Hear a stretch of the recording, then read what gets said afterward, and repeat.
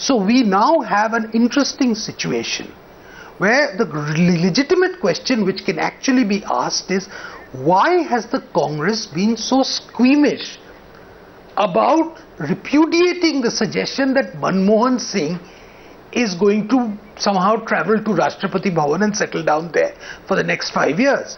I think that is a really interesting point, and I think I can't really put a finger onto that, because the Congress, regardless of whatever they say on any other matter, they should have at least scotched those views. Yeah, so unless Instead, this is, they are putting unless they are putting out feeble things. No, so this is exactly the point, that unless they made Mamta and Mulayam say it on their behalf. Right, that's the point. No, I don't think it was that. So. It's not necessarily that they are doing it on their behalf, but I think that what it suggests is how feeble the hold of the Prime Minister is. No, forget the hold of the Prime Minister. Tonight I can tell you that sources in the Prime Minister's office, sources in the Prime Minister's office are saying that the Congress party is firmly behind the Prime Minister. But then it takes very little for the Congress party leaders to come forward and say that. Absolutely. They have not said that. Absolutely. And that I think is very... Absolutely. If Manmohan Singh would be worried, that why has nobody in my own party come out and said that? I think what you're seeing is a confused government becoming almost like a lame duck government. In fact, I think, Arnab, Manmohan Singh's name has been floated as a trial balloon. And I think, as I said earlier, that there is a section, an influential section in the Congress that is very keen to effect a change of guard in the government. And I think that this name has been floated as a trial balloon, and they're waiting to see how it floats. They're waiting to see the reaction from the media, from political parties, from, commentators and so on. Why?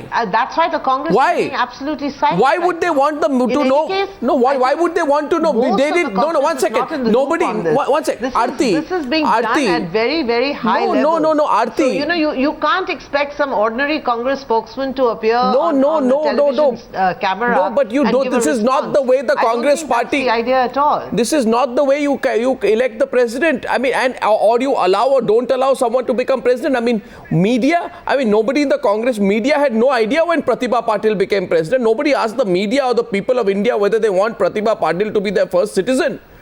So there was no trial balloon then. You want to have, in fact, you'd like to have guerrilla tactics, take everyone by surprise, put out a name and get the person elected.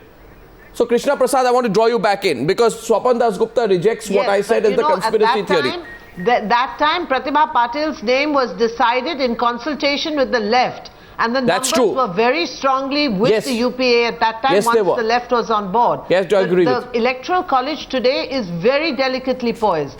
The Congress simply, even if it needs to get so many parties on board before it has enough numbers to get their nominees. I find it interesting. Mamta Banerjee was supposed... The Samajwadi Party, it has to get Mamta, it has to get the BSP, it has to get the left. No, and even then, they barely sort of match 52. I take it, but I find it interesting. Mamta was supposed to meet Prime Minister today. After her press conference, joined 2 press conferences she had, and then she did not meet the Prime Minister. I don't know whether there is some great symbolism in this. Krishna Prasad, I want your rebut to what Swapan Dasgupta said. This is, the very fluid situation that we are in tonight. We should be all very careful of what we are all saying, how much of our necks we are sticking out. But on this whole business of the Congress party getting 3 jolts, as Swapan Dasgupta said, have his arguments made you change your mind on News Hour tonight? Oh, absolutely not. Absolutely not. Simply because, this government, this party, this alliance is used to a snub a day, a snub a minute, and I think they received so many snubs, I think they barely feel any more snubs. But that said, I think I agree with Aarti in the sense that the whole electoral college has changed, and I don't think the Congress is anymore, or neither is the BJP anymore in a position to dictate terms to these parties. It's essentially the tail wagging the dog, and that's the situation you find where, bizarrely, the BJP doesn't want to put out Mr. Kalam's name, but would rather allow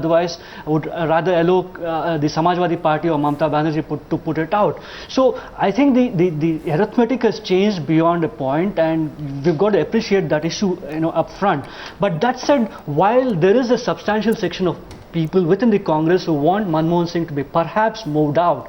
I think I would also say and stick my neck out and say that there is a substantial section of people who want Pranab Mukherjee moved out of the finance ministry. I think you cannot ignore the fact. I think people read the newspapers, people read the magazines, people watch television, and they can see what's happening all around while Pranab Mukherjee has been in charge. While he may well deserve this reward of a Rashtrapati Bhavan residency or whatever, the fact remains that there are big question marks about Pranab Mukherjee's tenure as finance minister, and you cannot wish away that fact. And the very fact that this could impact the Congress performance in 2014 hangs very heavily on top of 10 Janpath and whichever Rahul Narvekar. So the simple point also is, while it may be unfair in a manner of speaking to suggest an incumbent prime minister's name as a potential precedent, the fact there's nothing wrong. There are other pulls and there are no set proprieties. Is clearly the fact Krishna, report that is coming. Krishna, there are no Washington and Singapore and so on and so forth. No, there are no set proprieties which say you can't take a prime minister's name as president and it's bad manners, bad convention. There's nothing like that.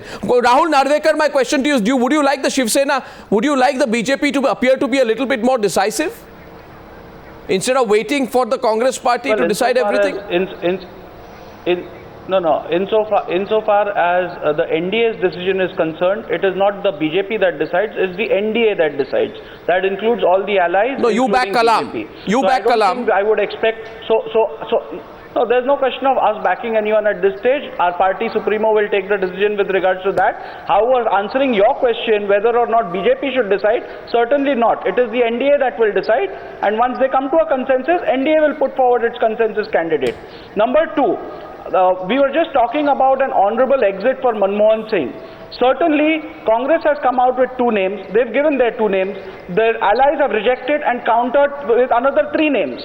Now, if Congress is so deeply backing its Prime Minister and is so happy with the affairs of the Prime Ministers, then why can't they come out in open and say, no, we want the Prime Minister to remain, he's a good Prime Minister. So, the Congress, the very fact that they are not doing this, clearly demonstrates that this is some kind of a pact Nirmala Sitharaman, don't you realize the longer you wait, the more cracked the NDA becomes? Here's one ally telling you, you don't decide, we decide. And the JDU told you today, you are not deciding, so we are going to, I think Nitish Kumar, Sharad Yadav came out and said, we'll back Hamid Ansari. I mean, aren't you worried, while you gloat about what's going on within the UPA, aren't you worried about the cracks within your alliance? Your biggest partner, the JDU, has snubbed you today. No, I don't think I'll see it like that. What Jayant the Shiv Sena representative is saying is essentially that the NDA will take a call, NDA will take a call when it comes to it, and all of us will decide. He has not said who's BJP to decide and we will decide. He is very clearly, if I've heard him right, he said we will take a call. When we say we, it includes NDA, it includes Shiv Sena, it includes JDU, and that's what we've also been saying. All of us will together take a call rather than just one of us. Point taken. That need not be read as a different interpretation. Point taken. But what I am trying to highlight today is the reason for us to wait and watch is because the alliance which is ruling the country is not speaking with one voice. And when the lead partner of that alliance proposes 2 names, and those 2 names are not even being considered by the 2 one other of the 2 names allies, is your name. It sends a very strong message and a wrong message One of the for the 2 ruling names was Sushma Swaraj's Let's not forget that. One of the 2 names was Sushma Swaraj's name, and I don't want to carry the debate forward, but I'd only say this tonight. It's an incredible situation that we are in. We knew it's going to be a hot political summer. But this Sorry, is not I didn't hot. hear you on the Sushma Swaraj bit. Can you repeat it? No, I'm just saying it's a raging political summer. It's a volatile political summer. And this election is not a presidential election. This election will decide the alignment of Indian politics. Ladies and gentlemen, thank you very much for that. And as I began, I'd wrap up also by saying, if anyone tells you who the next president of India is going to be, please don't believe them. Thank you for watching the News Hour tonight. I'll see you again tomorrow. Good night and goodbye.